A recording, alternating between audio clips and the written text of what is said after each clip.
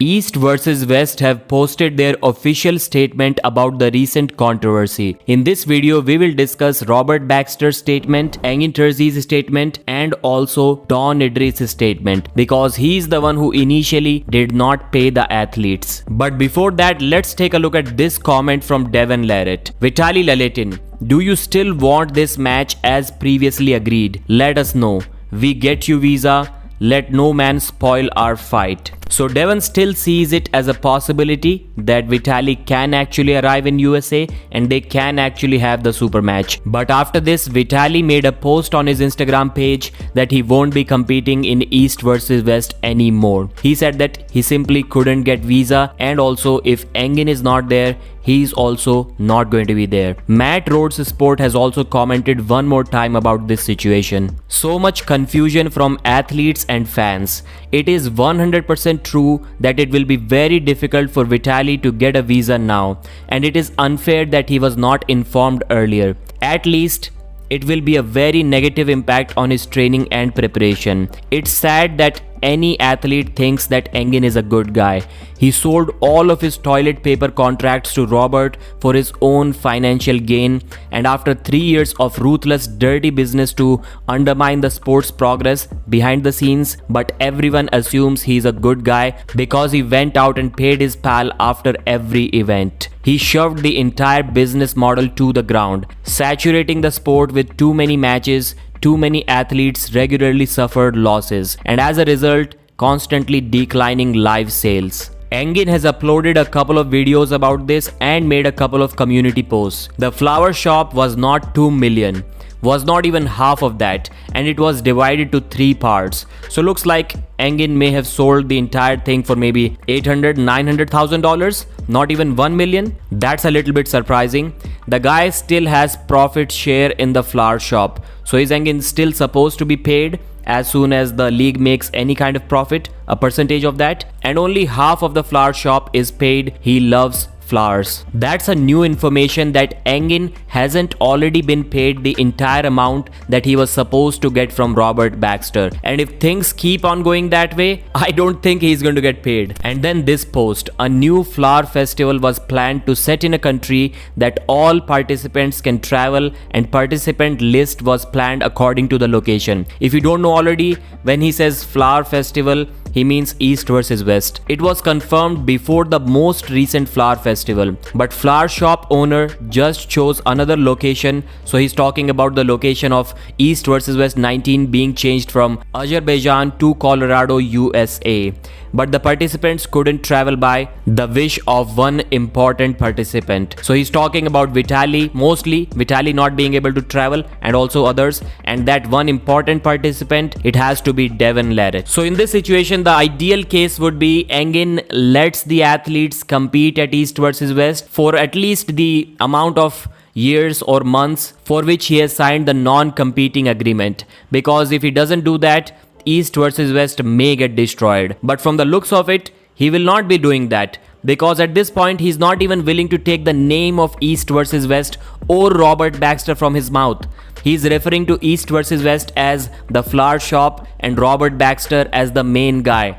I mean, come on, why this much animosity? What would happen? What is the worst that can happen if Engin says East versus West instead of a flower shop? Does he already hate East versus West that much? He did say that he loves flowers, but it doesn't seem to me that way. Anyways, to know the full story, we need to take a look at Robert Baxter's post. I'll not be talking about his first post. That's the screenshot there. You can read it yourself. Let's discuss this bigger, transparent statement from East versus West. In light of the recent turbulence over Engin's resignation from East versus West, which led to inaccurate assumptions by some in the community, I feel compelled to share some background and details in full transparency so our arm wrestlers and fans aren't misled by certain claims. And by the way, I forgot to talk about Don Idris. Don Idris clearly mentioned on Aussie's podcast that yes, the business wasn't doing great, the sales weren't great, they were not getting good matches that can sell a lot of pay-per-views. Maybe it was because Engin was having all of the good matches for East versus West. He didn't speak about it, but that's what I was getting. That's what he was trying to say. And then he saw a good offer to sell King of the Table to Robert Baxter, and he took that opportunity I think he was the one who was supposed to pay, but somehow he came to an agreement with Robert Baxter that if and when King of the Table makes some profits in the future, then Robert Baxter will pay Don Idris and Don Idris will pay the athletes. So a weird agreement right there. Let's come back to this post. I've been arm wrestling since 1994, so yeah, he has competed in WAF and stuff. I love arm wrestling and the arm wrestlers. I've known and loved Engin Terzi for years. I'm grateful to Engin for all he has done for our sport and athletes worldwide. This is something that every person says. I also say the same. I will always credit Engin for establishing the best arm wrestling league in the world. 100% true, and for being the most knowledgeable person on the planet in arm wrestling in my opinion. Last summer, I could see East versus West with all of its challenges was literally killing Engin Terzi from the stress. And the stress was alarmingly high blood pressure, heart issues, and later a heart attack. I never knew that Engin had a heart attack. As a friend, I met him over at dinner at the Moldova World Championship last August to try to convince him to create a team environment in the company and distribute responsibilities accordingly so the overwhelming burden doesn't overcome him. He said, "I can't do that, Robert. I'm a control freak and no one can do all these things as well as I can." I can personally say that this is 100% true because I've also had similar discussions with Engin, maybe even back in 2021, way before this. And Engin was saying the same thing, that no one can do what I am doing. And even then I was like, bro, anyone can pick up the athletes from the airport. It's not like only you can do that. I said, then you have to sell it or you'll be dead soon. I offered to donate my time to help sell it. He said he would only sell it to me because of my love for arm wrestling and his trust in me. I ended up agreeing to buy 100% of the company with additional money that would go to his wife or son if I ever sold. So this is what Engin was talking about in his video, that he has an agreement that even if he dies, some part will go to his son. Engin agreed to stay on as independent contractor to help me as long as he had complete control over matchmaking, refereeing, rules, announcer, and commentators. So that's basically the entire show. He basically wanted to control everything even after selling everything. And the next paragraph says how he shouldn't have bought King of the Table because it wasn't doing good, but he still bought it even though the arm wrestlers advised him not to do that, and maybe that's why they're suffering. And it looks like as of now both parties are denying, or at least partially denying, their responsibility to pay the athletes that haven't been paid yet.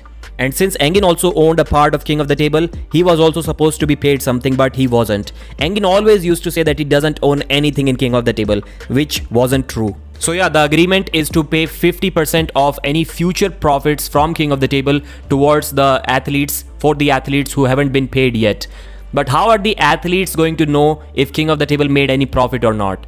Because as of now, they have been simply denying by saying that King of the Table lost money, it didn't make any money. How will the athletes know? That's my question. And then the rest of the stuff we have already talked about. So this is the basic information that was missing from this story. You be a judge yourself. Should Engin and Robert and Devon and Dexter Tan and maybe even Don Idris, should they all work together to give us good matches as they were giving us for last 4 years? Or are you happy with this split? Mention in the comments, like the video, and I'll see you again.